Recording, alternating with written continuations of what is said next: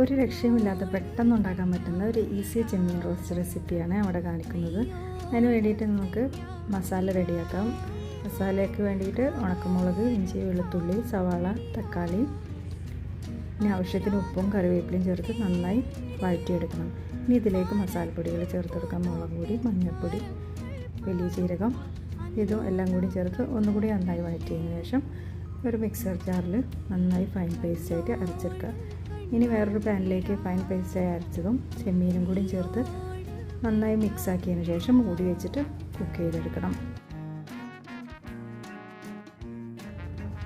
ഒരു 3/4 ഭാഗം ചെമ്മീൻ കുക്കായാൽ നമുക്ക് ഇതൊന്ന് തുറന്നിട്ട് ഇളക്കി കൊടുത്ത് ആവശ്യത്തിന് ഉപ്പും കൂടി ചേർത്ത് നന്നായി ഒന്ന് ഡ്രൈ ആക്കി എടുക്കുക. വേണമെങ്കിൽ കറിവേപ്പിലയും കൂടി ചേർത്ത് കൊടുക്കാം.